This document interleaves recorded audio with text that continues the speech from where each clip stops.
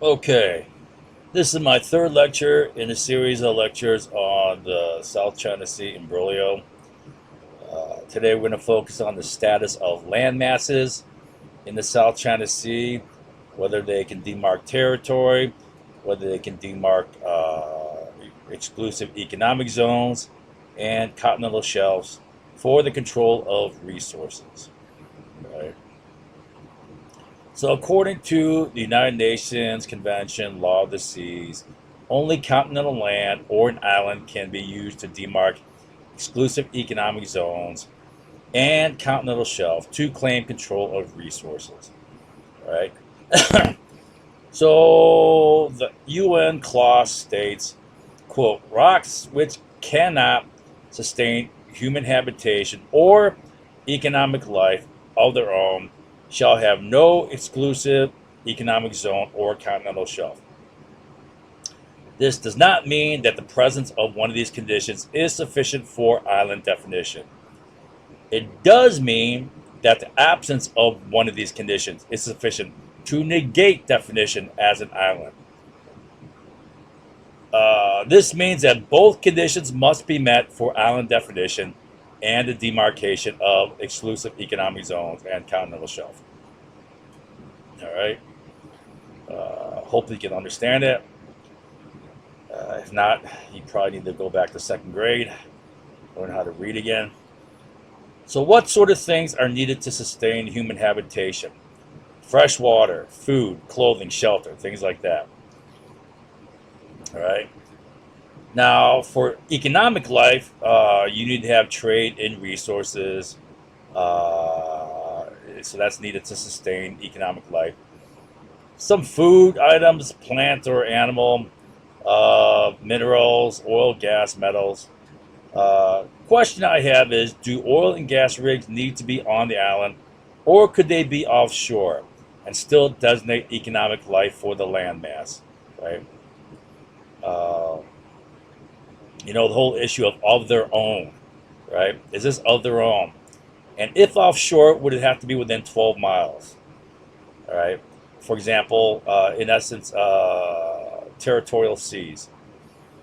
So for me, there's a lot of gray areas here. But once again, you need not to disqualify both, right? You need to just disqualify one, right? And one condition itself is not enough. All right, so the 2016 Hague Arbitration Award ruled that no landmass in either the Spratly Islands or Scarborough Shoals, here's the Spratlys, here's Scarborough Shoals, can be used as an island that demarks EEZ or CS. But what about Pratice Island? Pratice Island is up here somewhere. And what about the Parasol Islands, which are over here? And lastly, what about the Tuna Island over here? Okay. I believe an independent international ruling must be made on these islands as soon as possible.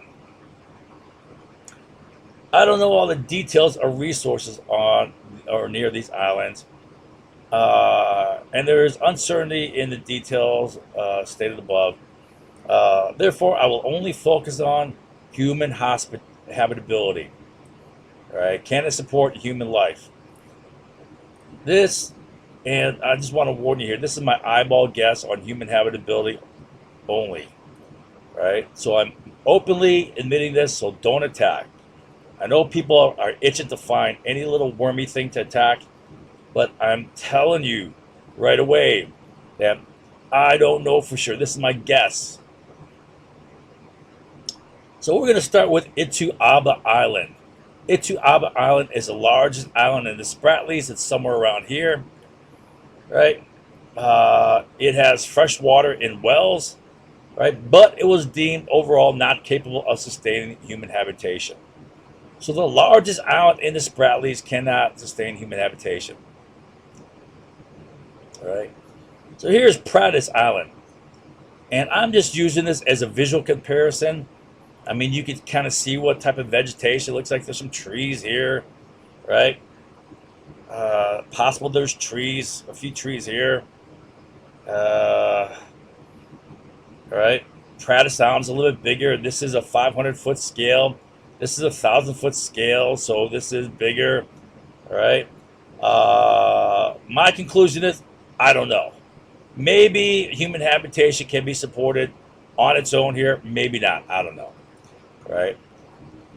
A study must be done, and a ruling must be made on this. All right.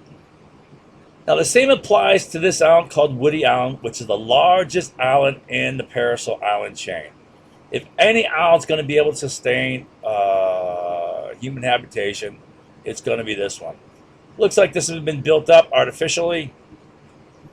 This is a work of China, no doubt. All right, you built an airfield here. All this is probably artificial crap here. Okay. So once again, maybe, maybe not, I don't know. But looking at this landmass, no way. Antelope Reef, no way, forget it. Right? Bombay Reef, no way. Looks like they built a lighthouse here. There's a little sandbar, that's about it. This one, right, not likely. Right. This one also, not likely. Looks like it's been built up here too. Built up around here. Artificial stuff here. This one, not likely. Again, not likely.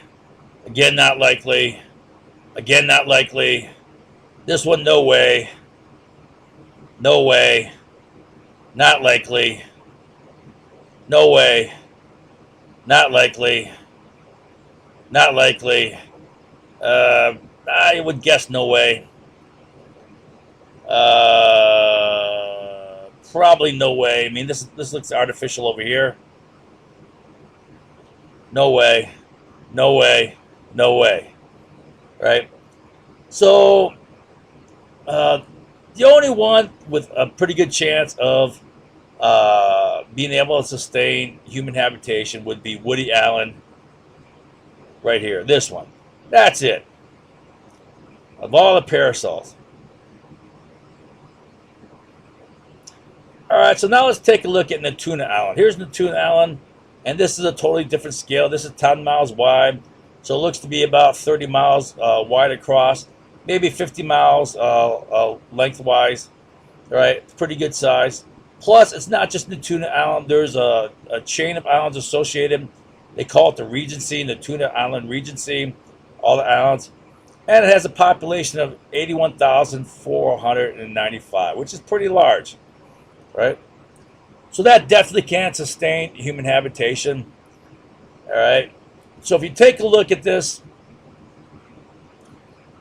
in my opinion, the only islands that are not a coastal nation itself is Hainan, which belongs to China, and Tuna. Only those two islands can demark exclusive economic zones. Everything else is probably not.